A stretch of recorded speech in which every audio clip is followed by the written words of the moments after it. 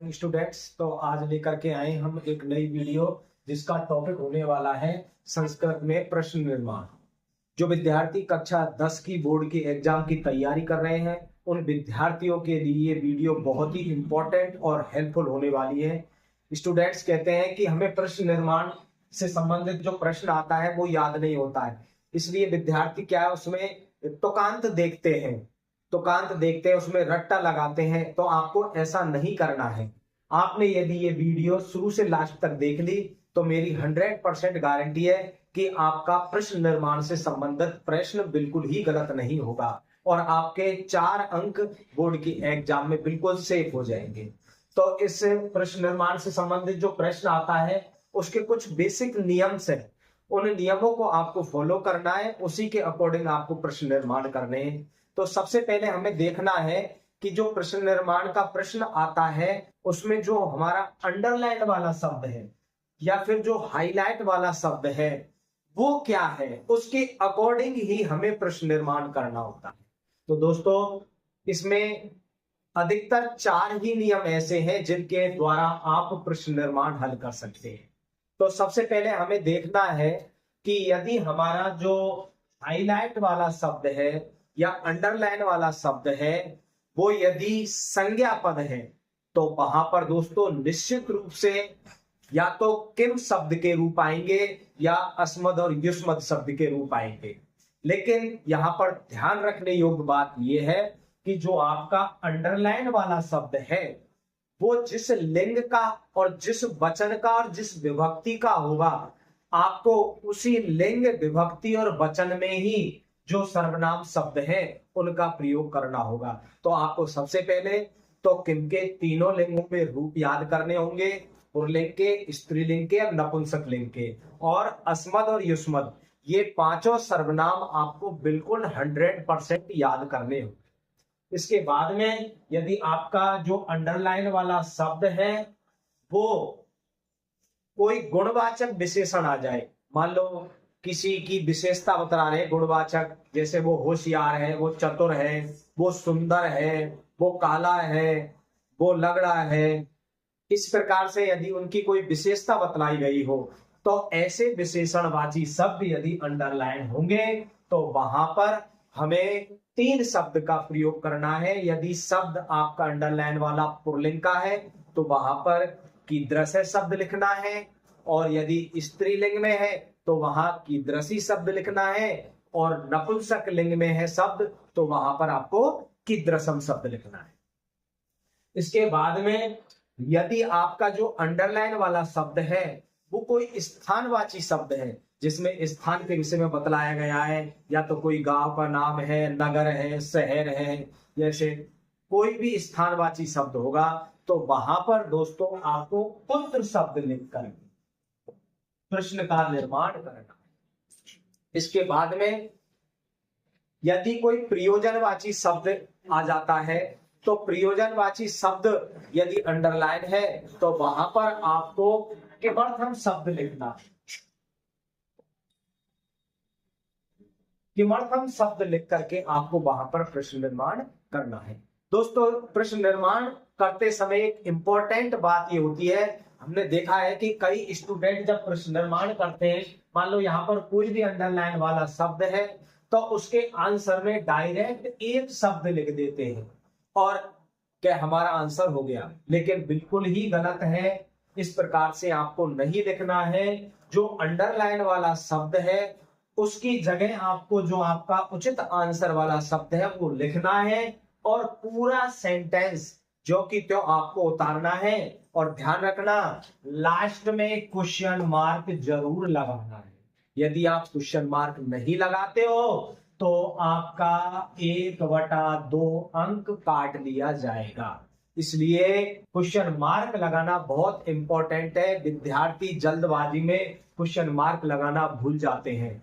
तो यहाँ पर आपको बड़े धैर्य से और सावधानी पूर्वक ये प्रश्न निर्माण हल करने हैं, क्योंकि ये बोर्ड की एग्जाम में 4 नंबर के आते हैं और 4 अंक बोर्ड की एग्जाम में बहुत ही इंपॉर्टेंट होते हैं।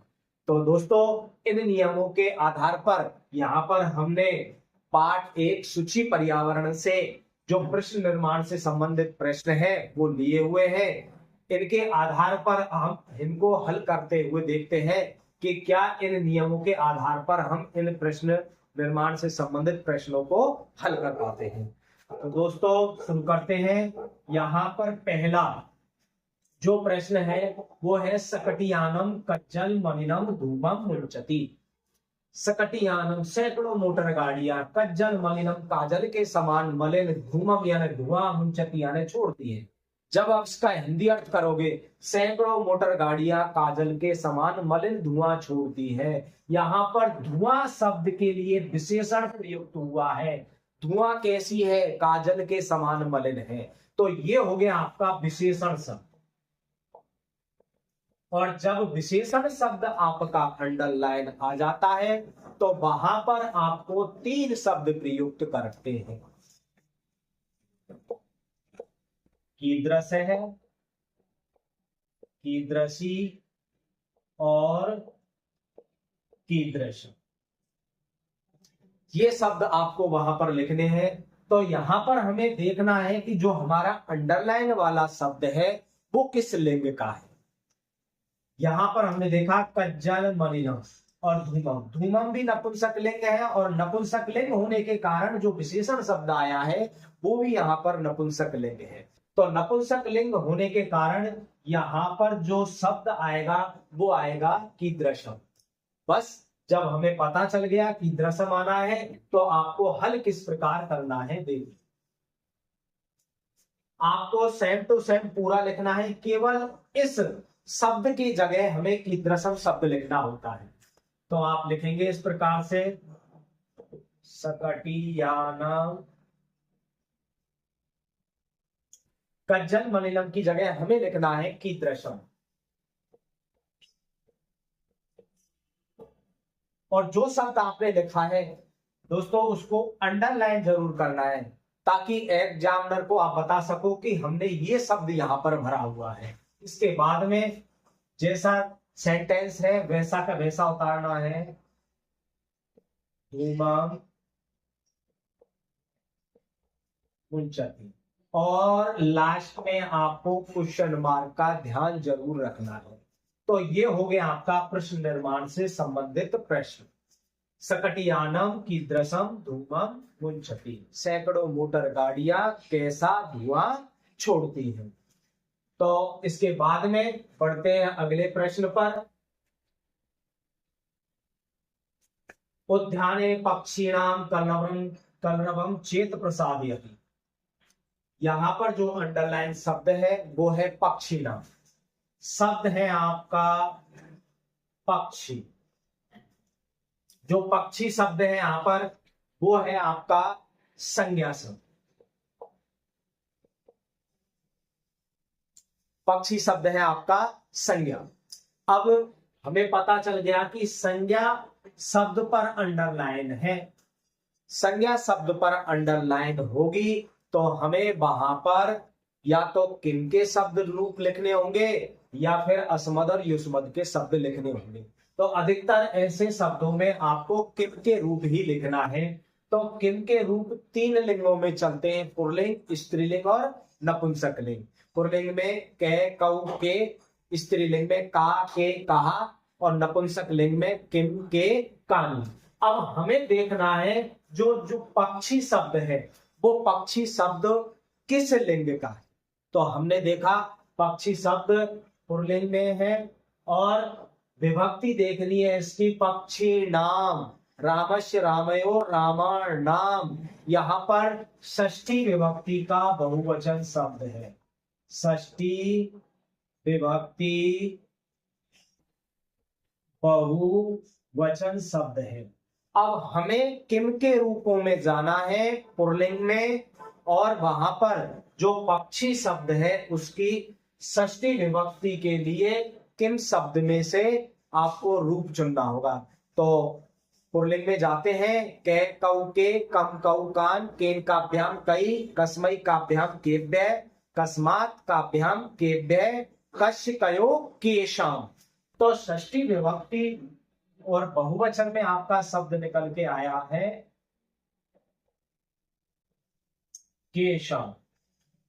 केशाम यहां पर शब्द आपको निकल के आया है, तो आपको पक्षी नाम की जगह पर केशाम शब्द लिखना है। आगे बढ़ते हैं। पाषाणी सभ्यतायाम लता तरु गुलमहा प्रस्तर तले पिष्टा संति। दोस्तों यहां पर देखिए, जो अंडरलाइन शब्द है वो भी लता तरु गुल्मा। लता यानी बेल, तरु यानी वृक्ष और गुल्मा यानी झाड़ियां, जो कि एक संज्ञा पद है। और यहाँ पर लता, तरु और गुल्मा तीनों मिलाकर के बहुवचन का रूप हो जाते हैं। तो हमें यहाँ पर बहुवचन का रूप लिखना है किम के रूपों में। तो आपको किम के रूप कै, कऊ, के, तो यहाँ पर के बहुवचन के लिए आएगा। तो आपको यहाँ पर अंडरलाइन जो शब्द है उसकी जगह के लिखना है और पूरा सेंटेंस जो कि त्यो उतारना है और अंत में आपको क्वेश्चन मार्क देना है। आगे बढ़ते हैं। महानगरीषु वाहना नाम अनंता पंक्तया धावन्ति। महानगरों में वाहनों की अनंत पंक्तियां दौड़ती है। यहाँ पर दोस्तों जो अंडरलाइन वाला शब्द है वो महानगरेषु, महानगरों में एक जगह स्थान का नाम है। मैंने आपको पहले बताया था, यदि कोई स्थानवाची शब्द पर अंडरलाइन आ जाती है तो वहां पर आपको पुत्र शब्द लिखना है। तो जो महानगरेषु अंडरलाइन वाला शब्द है वहां पर आपको पुत्र शब्द लिखना है और अगला सेंटेंस जो कि त्यो उतार करके लास्ट में आपको क्वेश्चन मार्क दे देना है। इसके बाद में हम देखते हैं अगला। यहाँ पर आया प्रकृत्या संविधौ वास्तविकम सुखम विद्यते। अंडरलाइन वाला शब्द है प्रकृत्या, इसका मूल शब्द है प्रकृति। प्रकृति, प्रकृति इकारांत है और स्त्रीलिंग शब्द है और संज्ञा शब्द है। अब हमें किम के रूपों में स्त्रीलिंग में जो प्रकृत्या है, प्रकृति के, ये षष्ठी विभक्ति का शब्द है। तो हमें किम के रूपों में षष्ठी विभक्ति में और एक वचन का रूप है तो षष्ठी विभक्ति एक वचन में जाना है। तो षष्ठी विभक्ति एक वचन में आपके किम के में स्त्रीलिंग में होगा कश्या। तो आपको प्रकृत्या जो अंडरलाइन शब्द है उसकी जगह आपको कश्या लिखना है और उसके बाद में अगला जो आगे वाला सेंटेंस है वो जो कि त्यो उतारना है और लास्ट में आपको क्वेश्चन मार्क देना है। इस प्रकार से आप बोर्ड की एग्जाम में ये प्रश्न निर्माण से संबंधित जो प्रश्न है उनको हल कर सकते हैं। इसी आधार पर आगे जो 2, 3, 4, 5 से लेकर के पाठ 10 तक के आपके प्रश्न निर्माण हैं उनको आप हल करने का अभ्यास करें और जो अगली वीडियो आएगी उसमें हम आपको उन सभी 10 पाठों के प्रश्न निर्माण का अभ्यास कराएंगे।